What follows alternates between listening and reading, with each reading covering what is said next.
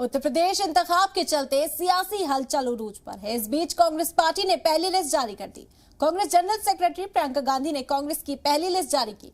इस लिस्ट में 125 उम्मीदवार हैं, जिसमें 50 खवातीन उम्मीदवार शामिल हैं।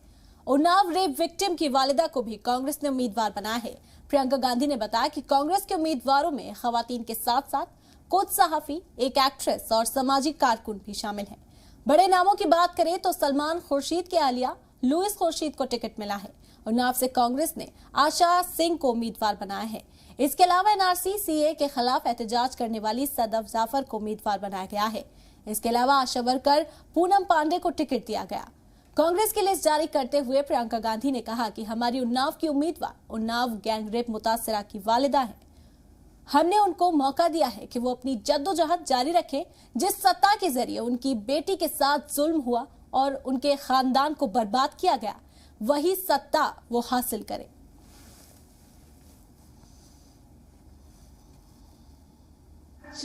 कांग्रेस पार्टी उत्तर प्रदेश के विधानसभा चुनाव के लिए अपनी पहली सूची जारी करने जा रही है। 125 प्रत्याशियों की सूची है, जिसमें से 50 महिलाएं हैं। क्योंकि ये एक ऐतिहासिक पहल है, तो हमने सोचा इस प्रेस कॉन्फ्रेंस के जरिए आप सबको थोड़ा बहुत इन प्रत्याशियों के साथ अवगत भी कर लें कि कौन है ये लोग, किस तरह की सूची है। हमने प्रयास किया है कि संघर्षशील और ऐसे प्रत्याशी हों जो एक नई राजनीति का पहल करें पूरे प्रदेश में। इसमें इस सूची में 40% महिलाएं हैं और 40% युवा भी हैं। हमें आशा है कि इनके जरिए हम एक नई उम्मीद और एक नई तरह की राजनीति प्रदेश में उभार पाएंगे। हमने प्रयास किया है कि संघर्षशील और ऐसे प्रत्याशी हों जो एक नई राजनीति का पहल करें पूरे प्रदेश में। इसमें इस सूची में 40% महिलाएं हैं और 40% युवा भी हैं। जो महिलाएं हैं उनमें से कुछ पत्रकार हैं, एक अभिनेत्री भी है, कुछ संघर्षशील महिलाएं हैं जिन्होंने कांग्रेस पार्टी में रहते हुए सालों के लिए संघर्ष किया है। हमारी एक आध जिला अध्यक्ष भी हैं जिन्होंने बहुत अच्छा काम किया है। उसके साथ साथ ऐसी महिलाएं हैं जिन्होंने बहुत अत्याचार भी देखा है अपने जीवन में और उसके खिलाफ लड़ा है। कुछ समाज सेविकाएं भी हैं जो अपने विधानसभा से लड़ना चाह रही थी, तो उनको भी हमने समर्थन दिया है और आगे बढ़ा है। Somebody has to start talking about the right things.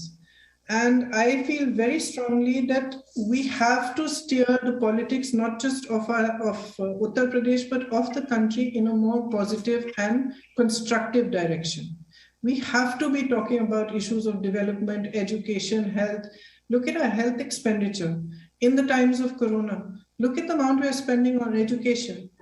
What are we doing to provide a stronger foundation of education at the primary level, secondary level, at the university level for students? What have we done for employment? Why is our unemployment rate so high? So these are questions I think which we have to start bringing center stage. And it is not an easy task. It's much easier to mobilize people on hate and negativity. It is much, much tougher to mobilize people on a positive agenda. But I think if we don't start, it's never going to happen. So if we take a beating for starting in the beginning, but we keep carrying on and we continue to work hard on it, I'm sure it will have an effect. And I know that there are so many young people I meet. In my work in UP, I meet university students all the time, students who are trying to get jobs also, young people who are trying to start their own businesses. And they're really looking for a politics that is answering their questions and that is showing them a way forward for a strong future. So I think there is definitely an energy there. And I think that there is definitely a need, both in the state and in our country, to have a more positive and constructive dialogue and discussion in politics. And I'm happy to be part of it.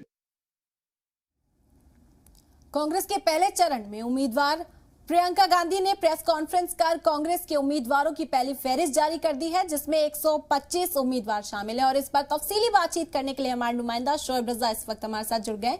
Shoaib, आपसे जानना चाहेंगे, कांग्रेस की पहली list सामने आई, जैसा कि वादा किया गया था 40% रिजर्वेशन खवातीन को दिया गया, 50 खवातीन को इस लिस्ट में शामिल किया गया है, जगह दी गई है। किस तरह से फायदेमंद साबित हो सकता है, कितना फायदेमंद साबित हो सकता है कांग्रेस के लिए? बिल्कुल इरम, देखिए कितना फायदेमंद साबित होगा या फिर कितने जो वोट है वो इसके भरोसे कांग्रेस बटोर पाएगी, ये तो देखना होगा।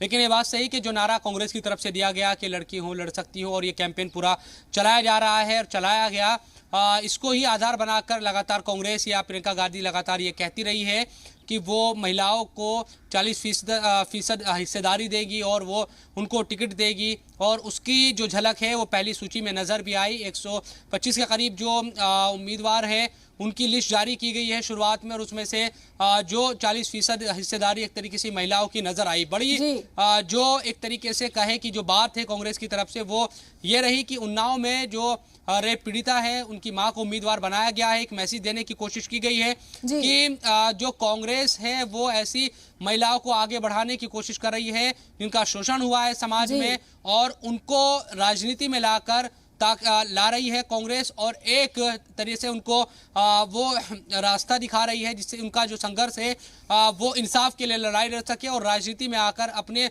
जो भी उनके जो मकसद है इंसाफ के लिए उसको पूरा कर सके। तो एक मैसेज देने की यहाँ पर कोशिश की गई है। अब सबकी निगाह यही है कि कांग्रेस की तरफ से तो जरूर शुरुआती तौर पर लिस्ट जारी कर दी गई। आज बीजेपी की भी जो केंद्रीय चुनाव समिति की बैठक है वो हो रही है, उसमें खुद पीएम जुड़े हुए हैं वर्चुअल तरीके से, और तमाम जो दूसरे नेता है वो भी इसमें शामिल है। लगातार 3 दिनों से जो मंथन चल रहा है, आज उम्मीद ये है कि आखिरी जो मुहर है वो इसमें लग जाएगी, क्योंकि जो कोर कमेटी थी एक तरीके से उन्होंने पूरा मंथन कर लिया 2 दिनों तक, और उसके बाद आज जब मुहर लगेगी तो देर शाम या देर रात तक हो सकता है कि आज बीजेपी की जो पहली लिस्ट है वो जारी हो जाए उत्तर प्रदेश चुनाव को लेकर। इसी तरह से समाजवादी पार्टी और आरएलडी, क्योंकि जो पहले फेज का है, सेकंड फेज का जो चुनाव है उसमें जो गठबंधन नजर आता है समाजवादी पार्टी का उसमें आरएलडी के साथ है, तो वो तो दोनों पार्टियां भी लगातार अपने कैंडिडेट्स को लेकर मंथन कर रही है, और उम्मीद लगाई जा रही है कि उनकी भी जो लिस्ट वो आज शाम तक या कल जारी हो सकती है। तो तमाम जो राजनीतिक दल है, जो सियासी जमातें हैं, वो इस वक्त कोशिश कर रही है कि जो आखिरी जो दौर है उस पर मंथन करे, और टिकटों का जो बंटवारा है, क्योंकि चुनाव में कई बार इस तरह की खबरें अमूमन देखने को मिलती है कि राजनीतिक जो पार्टियां हैं जब भी टिकटों का बंटवारा सही नहीं होता तो उनको राजनीति में या चुनाव में नुकसान उठाना पड़ता है। इसलिए सभी पार्टियां खुद को हर तरह से ये कोशिश कर रही है कि कई दौर की जो बातचीत है या जो मंथन है वो टिकटों के बंटवारे को लेकर हो और उसके बाद ही नामों का ऐलान करें। उत्तर प्रदेश की सियासत की इन दिनों की अगर बात करें तो लगातार खासतौर पर बीजेपी के लिए जो सत्ताधारी पार्टी है उनके लिए एक के बाद एक जो झटके हैं वो कल से लग रहे हैं। 2 मंत्रियों समेत 6 विधायक पार्टी छोड़ चुके हैं और आगे भी लगातार इस तरह की खबरें आ रही है। हालांकि दूसरे दलों के भी जो नेता है वो दूसरी पार्टियों में जा रहे हैं।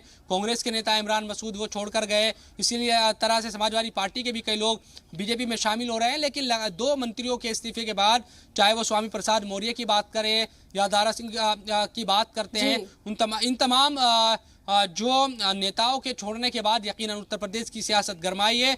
और आज जिस तरह से जो उत्तर प्रदेश बीजेपी के सदर है, जो अध्यक्ष है स्वतंत्र देव सिंह, उनका भी ट्वीट आया है, तो अब ये लग रहा है कि बीजेपी यकीनन मान रही है कि अगर इसी तरह से लोग जाते रहे तो पार्टी को नुकसान हो सकता है। तो ये तमाम जो चीजें हैं उन तमाम चीजों को लेकर यकीनन अब सियासत गरमाती हुई नजर आ रही है। सियासत गरमा गई उत्तर प्रदेश के अंदर, कांग्रेस की भी फहरिस्त सामने आ गई। उत्तर प्रदेश में किस तरह से खवातीन का रिजर्वेशन किया गया, इसके बाद समाजवादी पार्टी भी जल्द फहरिस्त लेकर आएगी। लेकिन जो कांग्रेस ने वादा किया वुमेन रिजर्वेशन का, वो करके दिखाया। और जब ये फहरिस्त सामने आई, जब रिजर्वेशन सामने आया, तो हम देख रहे हैं कि जो मुख्तलिफ सियासी जमातें हैं वो कांग्रेस पर हमलावर भी हैं। एक तरह से उनका कहना है कि कांग्रेस के पास उम्मीदवार ही नहीं थे, बल्कि कांग्रेस की जानिब से अगर देखा जाए, उनके नजरिए से देखा जाए तो ये तारीखी कदम है, क्योंकि ऐसा कभी नहीं हुआ कि आम लोगों के बीच मुआशरे में फरोग, सामाजिक कारकुनान के बीच मुआशरे में फरोग पहुंचाने वाले खवातीन को उम्मीदवार बनाया गया। एक तरफ तो तारीखी कदम बता रही है कांग्रेस इसे, लेकिन जो मुख्तलिफ सियासी जमातें हैं वो सवाल खड़े करें कि कांग्रेस के पास उम्मीदवार चेहरे ही नहीं थे, इसलिए कोई ऑप्शन ही नहीं बचा, विकल्प के तौर पर यह इस्तेमाल किया गया। देखिए राम, एक चीज़ ये समझनी होगी, दूसरे सूबों के मुकाबले, चाहे पंजाब हो या फिर उत्तराखंड हो, उनके मुकाबले उत्तर प्रदेश में कमज़ोर है कांग्रेस, इस बात का सबको पता है। और पिछले कुछ दिनों की जो लड़ाई हम देख रहे हैं उत्तर प्रदेश में, वो सीधी जो लड़ाई है वो गठबंधन यानी कि समाजवादी पार्टी और उनके साथ के जो सहयोगी छोटे छोटे दल जो उनसे मिले हैं और बीजेपी के दरमियान सीधी जो टक्कर है सियासी, वो नज़र आ रही है। इस सब के दरमियान हमने पिछले कुछ दिनों में भी ये देखा कि कांग्रेस ने ये भी कई बार कोशिश की कि शायद कोई गठबंधन हो जाए और समाजवादी पार्टी से हो, ये भी कोशिश की गई पहले। इसके साथ साथ कई दूसरे दलों को भी साथ लेने की कोशिश की गई, लेकिन जब बात नहीं बनी तो फिर जाहिर सी बात है कि कांग्रेस देश की सबसे पुरानी पार्टी है और बड़ा उनका संगठन तमाम जगहों पर है। लेकिन उत्तर प्रदेश में ये भी सही है कि उतना ज़्यादा मजबूत जो एक जनाधार कांग्रेस का कभी हुआ करता था, वो तमाम चीज़ें अब नहीं है। ऐसे में कांग्रेस के सामने चैलेंज यही था कि उम्मीदवारों की जाहिर सी बात है कि उनको सूची तो जारी करनी थी, लेकिन वो कितनी अटेंशन पा सकती है ये भी एक ज़रूरी था। इसके साथ साथ कितना वो दम इन उम्मीदवारों के दम पर कम से कम दिखा सकती है, इन तमाम चीज़ों को लेकर भी था। तो जो सूची जारी की गई है उसमें महिलाओं की हिस्सेदारी नज़र आई। जाहिर सी बात है कि इसका वादा कांग्रेस की तरफ से किया गया था, लेकिन इसके बाद अब चैलेंज ये है कि इनमें से जीत कितने लोगों को मिलेगी, क्योंकि टिकट का बंटवारा कर दिया गया है। अभी पहली सूची जारी कर दी गई है, बाकी जो सीटें बची हुई हैं उनकी भी सूची जारी कर दी जाएगी, वो तमाम पार्टियों को करनी है। लेकिन रिजल्ट क्या आता है, क्या इस हिस्सेदारी को जो महिलाओं को भी आगे बढ़ाने की बात कांग्रेस की तरफ से की गई है, वो किस हद तक प्रभाव दिखा पाती है, कितना इम्पैक्ट उसका ज़मीन पर होता है, ये देखना होगा।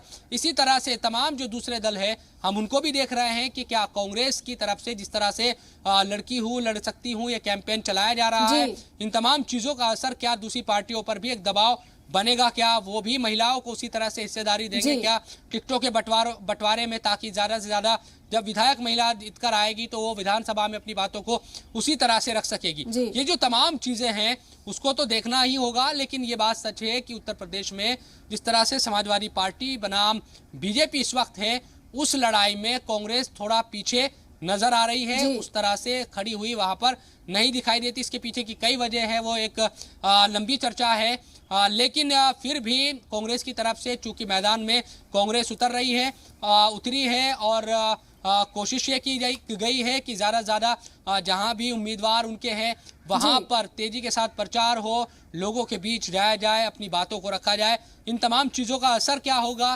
कितना वो प्रभाव छोड़ पाएगी, इन तमाम चीज़ों को देखना होगा।